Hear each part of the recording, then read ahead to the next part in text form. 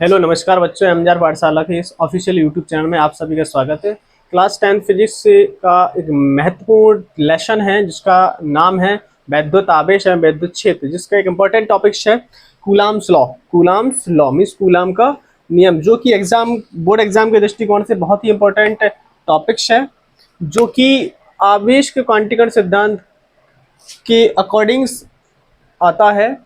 तो इस नियम में क्या बताया कूलाम ने, वैज्ञानिक कूलाम ने, कि कोई भी दो बिंदु आवेश है, कोई भी दो बिंदु आवेश है वो भी स्थिर होने चाहिए। कोई भी दो बिंदु आवेश है और एक निश्चित दूरी पर रखे हों, तो किन्हीं दो स्थिर बिंदु आवेशों के बीच लगने वाला आकर्षण बल या प्रतिकर्षण बल, किन्हीं दो बिंदु आवेशों के बीच लगने वाला आकर्षण या प्रतिकर्षण बल उन दोनों आवेशों की मात्राओं के गुणनफल के अनुक्रमानुपाती होता है तथा उन दोनों आवेशों के बीच की दूरी के वर्ग के व्युत्क्रमानुपाती होता है।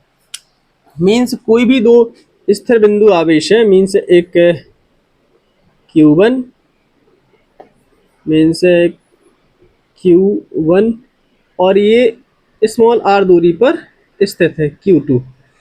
कोई भी दो स्थिर बिंदु आवेश हैं जिनकी बीच की दूरी स्मॉल r है। तो इससे संबंधित कूलॉम्स ने एक नियम दिया था, इसको कूलॉम्स लॉ कहते हैं। मीन्स उन्होंने बताया था किन्हीं दो स्थिर बिंदु आवेशों के बीच लगने वाला आकर्षण या प्रतिकर्षण बल, क्योंकि आवेश है यदि सजाती है तो प्रतिकर्षण बल लगेगा, यदि विजाती है तो आकर्षण बल लगेगा। इससे संबंधित कूलॉम का नियम है। तो किन्हीं दो स्थिर विद्युत आवेशों के बीच लगने वाला आकर्षण या प्रतिकर्षण बल उन दोनों आवेशों की मात्राओं के गुणनफल के अनुक्रमानुपाती होता है तथा इनकी दूरी के बीच के वर्ग के व्युत्क्रमानुपाती होता है। मीन्स मान लेते हैं कोई एक आवेश Q1 है, दूसरा आवेश Q2 है, ठीक। इन दोनों के बीच की दूरी स्मॉल r है। तो उन्होंने बताया था कि जो वैद्युत बल होता है मीन्स F, और वैद्युत बल अनुक्रमानुपाती होता है Q1 इंटू Q2 के, ठीक है बच्चों।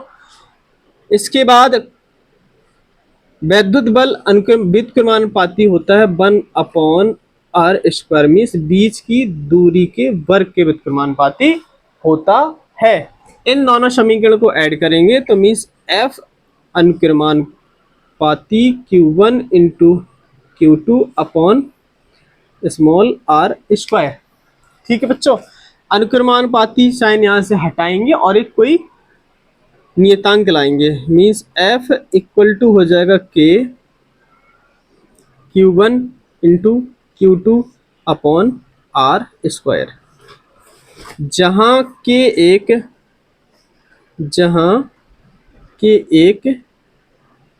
नियतांक है। क्या है? एक नियतांक है, ठीक है। अब इसके बाद K की जगह पर सुविधा के अकॉर्डिंग या अनुप्रयोगों के आधार पर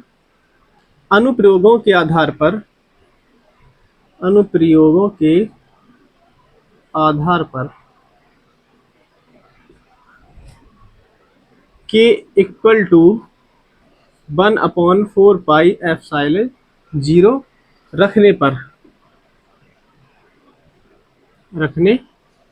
means F equal to 1/4πε0 Q1 into Q2 upon r², ठीक है बच्चों। एंड 1/4πε0 एप्सिलॉन 0 को निर्वात की वैद्युतशीलता कहते हैं। इसका मान होता है 9 × 10⁹ मात्रा क्या होता है इसका? Newton metre square upon coulomb square, ठीक है। इसको रिप्लेस कर सकते हैं हम। इस F इक्वल टू हो जाएगा 9 × 10⁹ Q1 into Q2 upon r²। इसे ही कूलाम्स लॉ कहते हैं। फिर से रिपीट कर देते हैं एक बार कि कूलाम्स लॉ क्या कहता है, किन्हीं दो स्थिर बिंदु आवेशों के बीच लगने वाला आकर्षण या प्रतिकर्षण बल दोनों आवेशों की मात्राओं के अनुक्रमानुपाती होता है, गुणनफल के अनुक्रमानुपाती होता है, तथा उन दोनों आवेशों के बीच की दूरी के वर्ग के व्युत्क्रमानुपाती होता है। तो समीकरण नंबर 1 समीकरण नंबर 2 दोनों को ऐड कर देंगे तो F proportional to Q1 into Q2 upon are square. F क्या यहाँ पर वैद्युत बल, तो F इक्वल टू के Q1 into Q2 upon are square, जहाँ के एक क्या अनुक्रमानुपाती नियतांक है। अनुप्रयोगों के आधार पर के इक्वल टू 1/4πε0 वैल्यू रखने पर मीन्स एप्सिलॉन 0 क्या है, वैद्युतशीलता निर्वात की। तो F equal to 1/4πε0 Q1 into Q2 upon are square. 1/4πε0 की जो वैल्यू होती है 9 into 10⁹ newton metre square upon coulomb square. नीचे जो इंपॉर्टेंट मात्रक होते हैं उनमें मिस्टेक्स बिल्कुल भी नहीं होने चाहिए, जिसको रिप्लेस करेंगे तो F इक्वल टू निकल के आएगा 9 into 10⁹ Q1 into Q2 upon are square. ऐसे ही क्या कहते हैं, कूलाम्स लॉ कहते हैं।